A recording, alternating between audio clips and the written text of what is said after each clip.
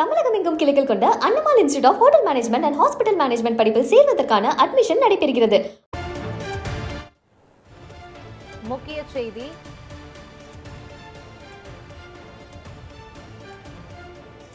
வள்ளுவர் கோட்டம் தேரினை திறந்து வைக்க வரும் முதலமைச்சரை வரவேற்கும் வகையில் திமுக சார்பில் நுங்கம்பாக்கத்தின் முக்கிய சாலைகளின் நடைபாதைகளில் ஆங்காங்கே வைக்கப்பட்டுள்ள பேனர்களால் பொதுமக்கள் மிகுந்த சிரமத்திற்கு உள்ளாகியுள்ளனர். இதுகுறித்த கூடுதல் விவரங்களை நமது செய்தியாளர் லட்சுமணன் வழங்க கேட்கலாம். லட்சுமணன், முதலமைச்சரின் வருகைக்காக பொதுமக்களின் நடைபாதையில் எங்கெங்கே அந்த பேனர்கள் வைக்கப்பட்டிருக்கிறது, பொதுமக்களுக்கு எந்த வகையில் அது இடையூறாக இருக்கிறது, விவரங்களை சொல்லுங்க.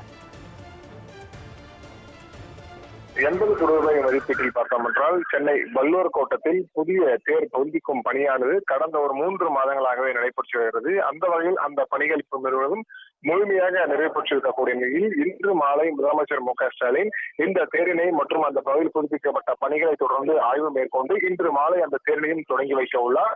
அதன் தொடர்ச்சியாக இந்த முதலமைச்சரை வரவேற்கும் விதமாக பார்த்தோம் என்றால் பல்வேறு பகுதிகளில் திமுக சார்பாக பேனர்களும் வைக்கப்பட்டிருக்கிறது. குறிப்பாக பார்த்தோம் என்றால் இந்த திமுக அரசு பொறுப்பேற்றதிலிருந்து அந்த திட்டம் ஏதாவது புதிய திட்டங்கள் கொண்டு வந்தது குறித்தும், மேலும் பல்வேறு பழைய திட்டங்கள், கலைஞர் கொண்டு வந்த திட்டங்கள் குறித்தும் பேனர்கள் வைக்கப்பட்டுள்ளது. குறிப்பாக இதில் பார்த்தோம் என்றால் இந்த பேனர்கள் பொறுத்தவரையுமே ஜெமினி மேம்பாலத்திலிருந்து வள்ளுவர் கோட்டம் வரை, அதாவது குறிப்பிட்டு ஒரு 1 கிலோமீட்டர் அளவிற்கு இந்த பேனர்கள் வைக்கப்பட்டிருக்கிறது.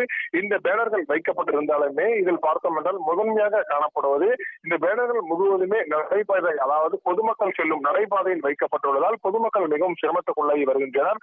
குறிப்பாக நடைபாதை என்பது நடப்பதற்கே என்ற விதிமுறைகள் இருந்தாலுமே, ஆனால் தற்போது அந்த நடைபாதையில் தான் தற்போது இந்த முதலமைச்சரை வரவேற்கும் விதமாக இந்த கட்சி பேனர்களானது வைக்கப்பட்டிருக்கிறது.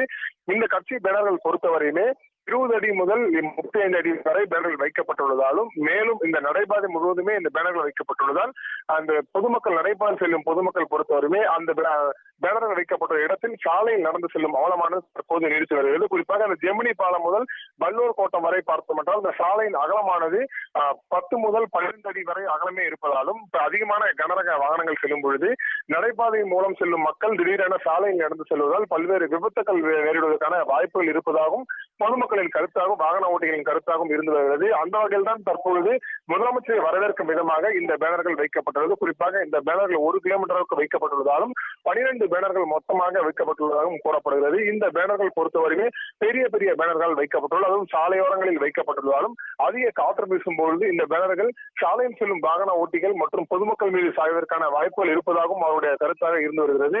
குறிப்பாக இந்த பேனர்கள் முழுவதுமே பாதுகாப்பான இடத்தில் வைக்காமல் அசம்பாவிதங்கள் ஏற்படும் இடத்தில் மட்டும் தற்போது வைக்கலாகும். மேலும் இந்த சமூக ஆர்வலரின் குற்றச்சாட்டாகவும் இருந்து வருகிறது. குறிப்பாக இன்று நடைபெறக்கூடிய முதலமைச்சரை வரவேற்கும் விதமாக தான் தற்போது அந்த பேனர்கள் வைக்கும் பணியானது தற்போது மும்முரமாக நடைபெற்று வருகிறது என்பதும் குறிப்பிடத்தக்கது.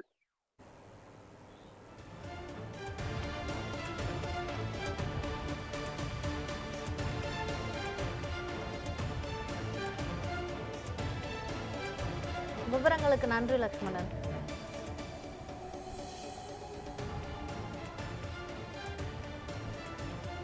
நடைபாதையில் அமைக்கப்பட்டுள்ள தற்காலிக திமுக மேடைகளால் பொதுமக்கள் அவதிக்குள்ளாகி வருகின்றனர்.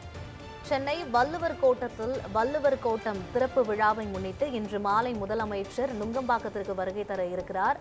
இதனால் நுங்கம்பாக்கத்தின் பகுதியில் உள்ள நடைபாதைகளில் ஆங்காங்கே அமைக்கப்பட்டுள்ள சிறிய பேனர்களால் போக்குவரத்து நெரிசல் ஏற்பட்டு பொதுமக்கள் பாதிக்கப்பட்டு வருகின்றனர்.